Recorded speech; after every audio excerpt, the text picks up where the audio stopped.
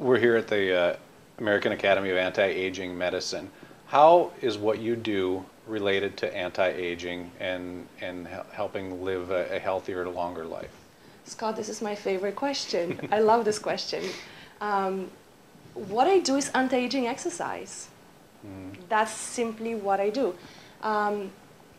What ages in the body is the joints, usually. I mean, if you think about it, what do people get replaced as they age? Joints, knees, hips. I mean, that is what ages. What keeps the joint stable and healthy is the strength of the muscle that controls that joint. So that's what I do. I make sure that the muscles are strong, they do what they need to do to keep that joint healthy.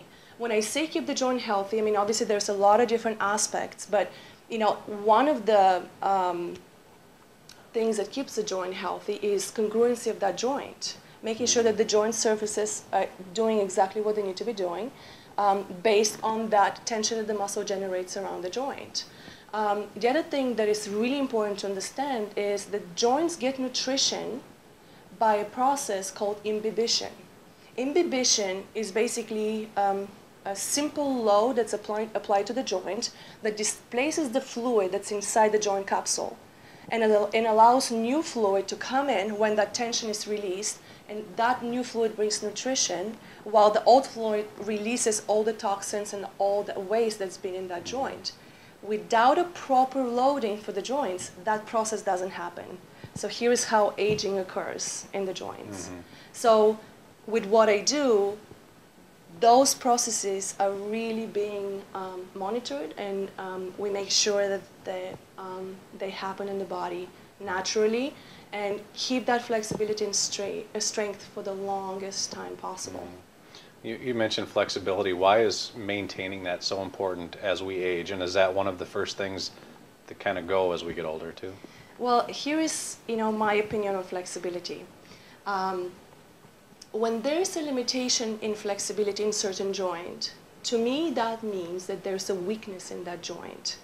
So think about this analogy, and I use this a lot with my clients. How many ropes does it take to tie a tree and stop it from falling?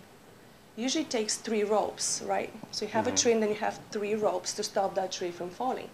Every joint in your body has musculature that supports that joint to stay in place. If any of those ropes is not there, what has to happen for that tree to stay up? The other ropes have to work more. They have to generate more tension. Well, this is what happens in the body. When a muscle is not functioning properly, the rest of the muscles have to tighten up more to keep that joint functioning and allow you to do your daily activities. So based on which muscle is not functioning properly, that's where the limitation in the range of motion will happen.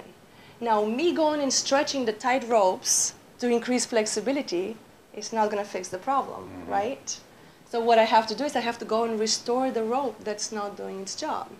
So that's how I address flexibility.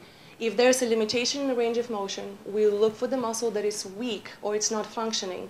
We restore its function, and flexibility is restored instantly. That's why the work that we do is anti-aging.